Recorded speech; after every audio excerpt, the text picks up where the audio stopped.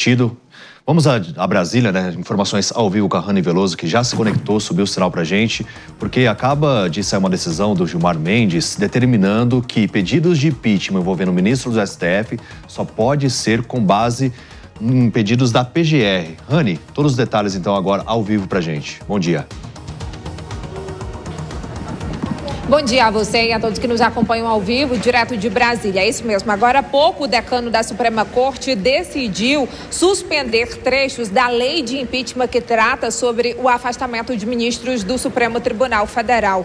De acordo com Gilmar Mendes, a lei de 1950 não acompanha a Constituição de 1988.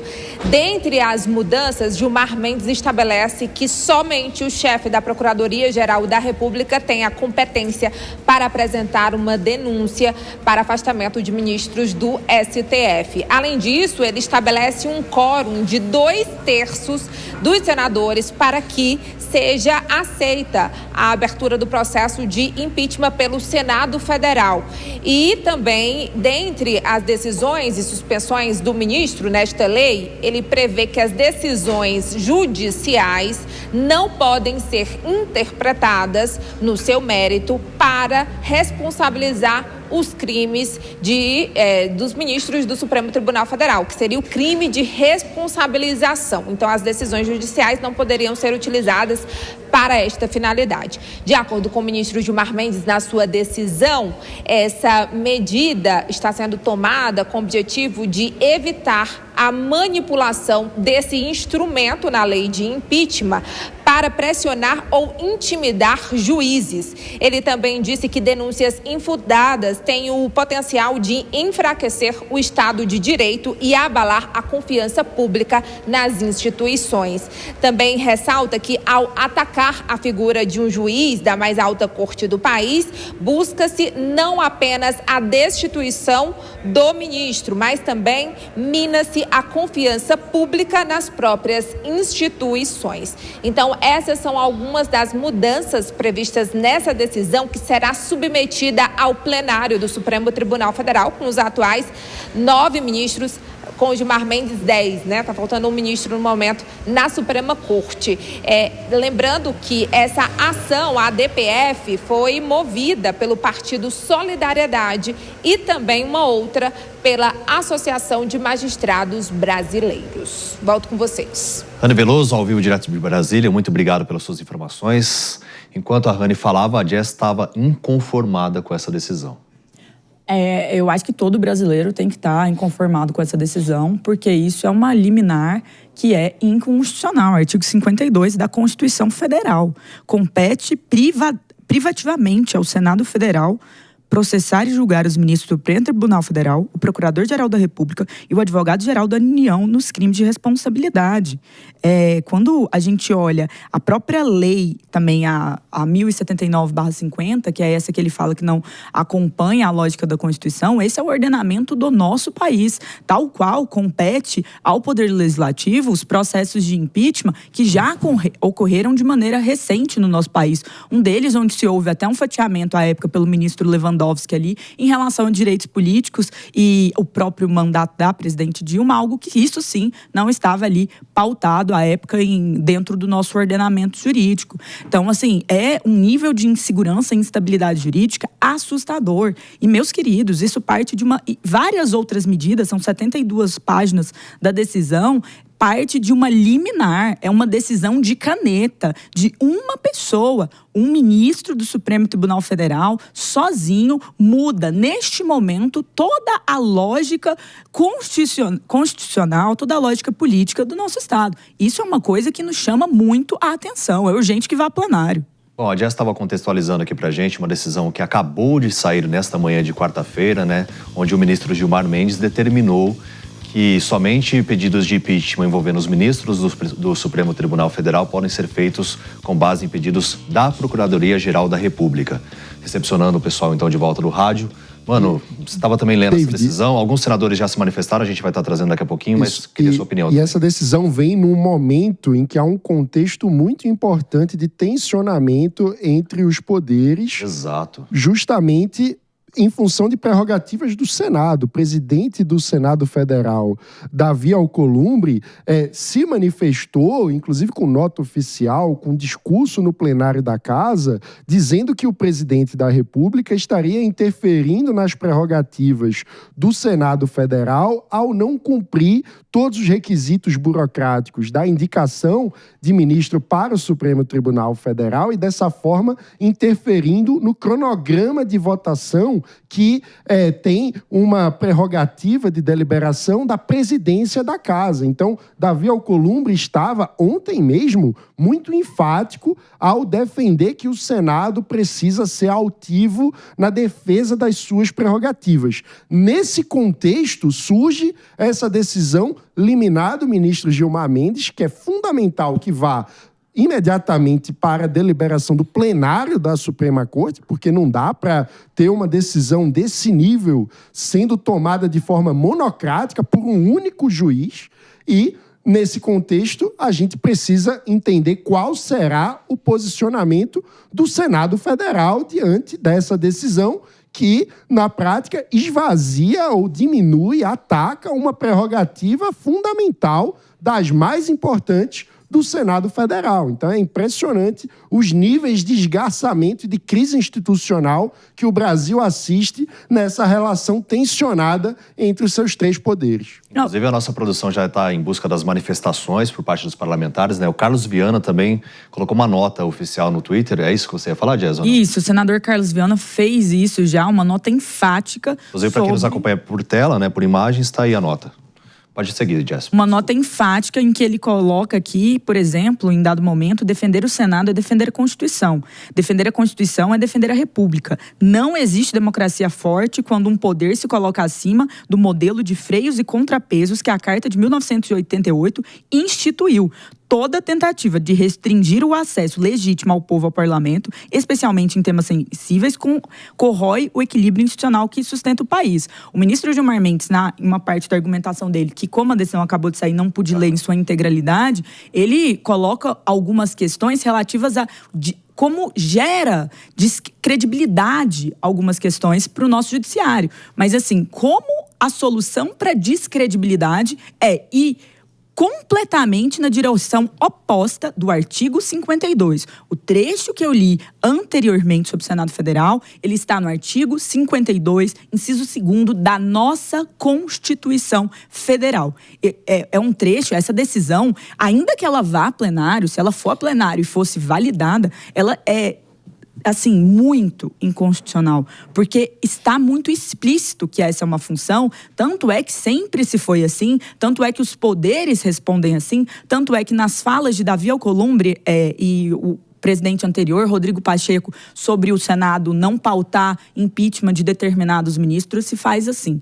Me parece aqui uma lógica de defesa da corte que ele faz parte. E a defesa da corte que ele faz parte é essencial. E a defesa dessa corte se dá em decisões que estão sempre como norte guiador, não a corte em si, mas a nossa Constituição, o nosso ordenamento jurídico, a nossa segurança e a nossa estabilidade. Uma decisão que ela contraria isso, ela é muito danosa para a própria corte. Porque, assim, agora nós vamos ter uma crise entre os poderes mais agravada ainda. O Senado Federal vai amplamente, como o senador Carlos Viana fez, falar e defender sobre isso. Num momento em que já há uma crise com o governo federal, ou seja, com o poder executivo. Então, o Brasil entra num momento de extrema instabilidade política, assim, e social. Eu estou acompanhando aqui o chat, a Rita Duarte já se manifestou, dizendo que é vergonhoso, né, tratando a decisão. Outras manifestações também eu vou trazendo daqui a pouquinho, mas quero ouvir também a opinião do Gui, porque realmente acabou de sair, né? A gente ainda está acompanhando toda essa decisão. A Jess também está lendo, daqui a pouquinho vai trazer mais detalhes, mais elementos da nossa discussão. Mas qual a sua análise, assim, com essa determinação? David, Você ainda há pouco falou sobre a PEC da blindagem no Congresso Nacional. Seria também uma forma de blindar os ministros da Corte? Sim. Eu vou... Primeiro, vocês são muito rápidos, é impressionante. A decisão está aí, estamos olhando os argumentos. Eu admito que normalmente eu sou um pouco mais lento nesse tipo de análise. Mas... eu vou te mandar, calma aí que eu vou te mandar no seu WhatsApp já. Mas vai analisando aí. Os elementos que eu tive contato até agora. Primeiro, vou aqui me alinhar com vossas excelências. essa previsão da PGR, eu não vejo sentido nisso, ela me parece defensiva, completamente em desacordo aí com o funcionamento do Instituto. Não acho isso defensável e isso vai ser levado ao plenário. Eu espero também que isso não seja mantido. Aliás, uma excelente oportunidade para a Corte demonstrar aí a alegada autocontenção que a presidência disse que será a característica dessa presidência do STF. Então, é uma oportunidade aí de não blindar a Corte dessa maneira em um momento tão crítico. Sempre que, ultimamente, o STF tem sido criticado por decisões processuais pela condução do processo, eu sempre que me manifestei falei, olha, eu concordo com muitas das críticas, mas eu tenho uma preocupação muito grande com o que é crítica construtiva e o que é crítica destrutiva. O que é defender alguma questão processual para você derrubar e atacar um poder é muito diferente das críticas que eu faço ao STF e quase todos os juristas fazem desde o começo da carreira. Eu passei a minha vida inteira criticando o STF. É isso que eu faço. Todas as decisões que eles dão, eu acho alguma coisa errada. E você faz críticas e constrói um STF melhor. E agora eu faço o mesmo argumento aqui ao Senado. Eu tenho muitas críticas ao Legislativo atualmente. Na verdade, eu adoro criticar. Sou um desses que fala pior Legislativo da história. A CCJ, parece que estão brincando ali, nunca leram uma Constituição. Adoro criticar, mas criticar construtivamente é diferente de você alterar o equilíbrio de poderes e alterar uma função, retirar a coordenação de um procedimento que, naturalmente, é deles. Agora, em outro aspecto, talvez quanto ao quórum de 2/3, isso é uma crítica que me faz sentido. Tá? Ter um quórum para impeachment mais baixo do que o necessário para aprovação do ministro não faz sentido nenhum. Para mim, a discussão do quórum é mais adequada, sim. Doutor Mesquita também é conhecedor do direito, né? Eu queria comentar, o que me chamou a atenção, concordo aqui com todos os argumentos, quero dizer desde já, mas o que me chamou a atenção nos argumentos oferecidos pelo ministro Gilmar Mendes na sua decisão, foi até citado aí, é que ele menciona que não se pode admitir ataques a juízes, ainda mais sendo juízes da alta corte. Quando ele se esquece que, na verdade, quando a gente fala um processo de impeachment, é um processo que segue todo um rito constitucional, que tem fundamento, que tem embasamento para chegar até nesse ponto, que foi definido pelo legislador, e que, como todo outro agente público, o juiz pode sim e deve ser questionado, não necessariamente atacado. Como o chefe do Poder Executivo, o presidente da República, pode ser questionado pelas vias legais, como qualquer membro do Poder Legislativo, em todas as esferas, pode e deve ser questionado. Agora, por que só o juiz do Supremo não pode ser sequer questionado? Então, para mim, é mais uma clara usurpação, invasão de atribuições, de poderes do STF, o que é pior, por meio de uma decisão monocrática em uma definição constitucional, uma vontade do legislador constitucional usurpando o poder do Poder Legislativo, né? Isso tem que acabar, a gente tem que achar maneiras de rever esse tipo de decisão democrática e tem que ser questionado, sim. Decisões do ministro do Supremo, decisões do STF têm que ser questionadas sem que isso seja interpretado necessariamente como ataques ao Estado de Direito. A gente tem que questionar, né? A gente tem que questionar as decisões monocráticas, a gente tem que questionar as maneiras de acesso e indicação do ministro, tem que questionar a competência penal originária do Supremo, que, na minha opinião, é inadequado, não deve existir, entre outras maneiras, como forma de aperfeiçoar o STF e a própria democracia. Uma coisa que eu acho impressionante também nesse caldo de debate é a questão da defesa da credibilidade da Corte. Ora, há uma série de medidas que a própria Corte pode tomar para ampliar a sua credibilidade. Uma delas é evitar decisões monocráticas para questões que são tão importantes e que mexem na estrutura do equilíbrio institucional entre os poderes. Então, me parece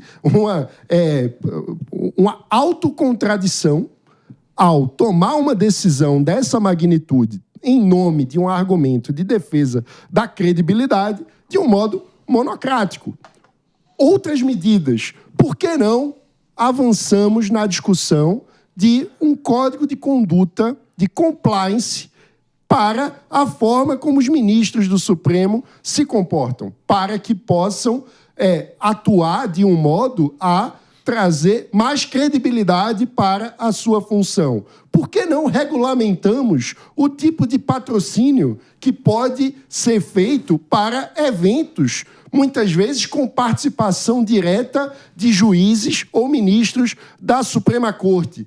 Muitas vezes com patrocinadores que acabam sendo depois julgados pelos próprios juízes ou pela própria corte. Todo esse conjunto de medidas precisa ser colocado na mesa se o real interesse for a defesa da credibilidade e do aperfeiçoamento institucional. Todas as instituições, os 3 poderes, são essenciais para que a gente tenha uma sociedade livre e aberta. A defesa das prerrogativas e da credibilidade das instituições precisa ser um compromisso de todo brasileiro que deseja viver num país livre. Mas isso se dá com debate aberto, franco, com transparência e com participação ativa da sociedade civil. Não de forma isolada com a caneta de uma ou outra autoridade. A essência da democracia e do Estado de Direito é que todos os poderes e agentes eles podem estar sujeitos a críticas. Críticas não são falas sobre fechamento, ataques pessoais ou nada. Você encontrar um ministro e xingá-lo, por exemplo, Isso não é uma não é crítica. crítica. Agora, você tem argumento de, olha, a sua decisão, ela não respeita a Constituição. Ou realmente críticas legítimas, como o Guilherme bem trouxe, né, Jess? Exato, e é o que o Mano está falando. Quando a gente olha a lei da magistratura e a gente olha determinadas situações hoje, dentro da lógica de operação, da lógica pública, da lógica de relações públicas do Supremo Tribunal Federal, nós vemos uma dissonância em relação a isso. E isso não é uma crítica à instituição. Isso é uma lógica de importância da instituição e, por tão importante sê-la, ela precisa ter, como o Mano falou, lógicas averiguadas, de compliance, de várias outras questões. Porque nenhum poder na democracia, ele pode estar sujeito a não ser criticável. E quando a gente está falando sobre essa situação, eu acho que existe um desdobramento dessa medida que, mais uma vez, é uma medida que impacta drasticamente o nosso cenário jurídico eleitoral. É uma medida que, quando a gente olha para a consequência da segurança jurídica, ela é extremamente impactante e ela tem um desdobramento em relação à indicação do próximo aí, que entra na vacância da cadeira do ministro Barroso. Por quê? Porque lá atrás, a grande pauta em relação a Davi Alcolumbre, atual presidente do Senado, era a defesa do Senado. Então, a necessidade que se fazia de ter ali um agente como Rodrigo Pacheco, ex-presidente da Casa, que dialogava bem, que diminuiria essas às vezes, situações que se vive. Sim. Mediante essa decisão liminar, essa liminar concedida pelo ministro Gilmar Mendes, não se enganem, isso será visto como um ataque ao Senado Federal por boa parte dos senadores. Eu arrisco dizer que mesmo os senadores do Partido dos Trabalhadores, os senadores mais alinhados ou menos aliados ao ministro, não vão ver isso com bons olhos, por assim dizer, porque é, por assim dizer, a saída de uma prerrogativa da casa. Então, isso vai gerar um efeito na lógica da indicação, que vai se tornar ainda mais importante a crítica que deveria ter sido Rodrigo Pacheco, ou que essa teria sido uma indicação melhor. Então, isso impacta até mesmo a lógica a qual o governo federal está operando a indicação que ele fez. Mas, Guilherme, você que falou que tem várias críticas, tudo, às decisões do Supremo Tribunal Federal, de que forma que é possível reverter uma decisão dessa, por exemplo? Mas essa, eu até faço coro aqui. Eu acho que tem que ter um controle, um código de ética, por exemplo, com normas claras, esse tipo de coisa. Isso seria super importante. Para reverter algo como isso, vai a plenário, né? Vai haver votação do colegiado.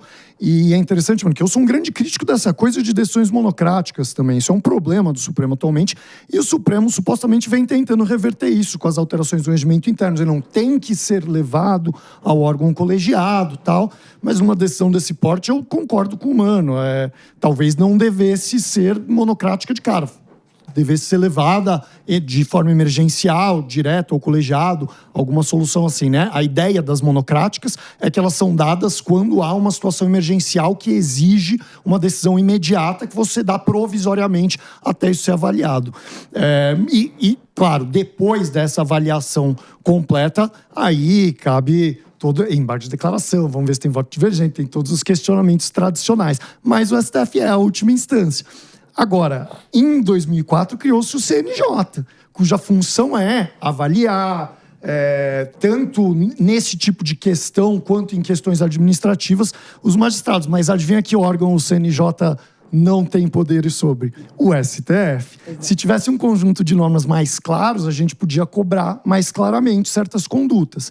E o Gilmar Mendes, ele trouxe uma questão muito interessante aqui no meio dessa discussão toda, que é sobre você pedir um impeachment, fazer um procedimento baseado em decisões que um ministro toma, contrariedade, não contrariedade.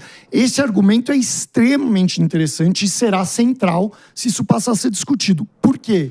Veja, um impeachment de um órgão puramente político, a presidência que seja, é um julgamento eminentemente político também. Tem aspectos processuais, muitas vezes aspectos penais, porque crime de responsabilidade, mas um aspecto político importante. Então faz sentido que o procedimento contém esses dois elementos. Agora, ele falou, olha, um magistrado ele não pode ser punido pelo teor das decisões, né? São outros critérios de punição. E esse é o cerne dessa discussão.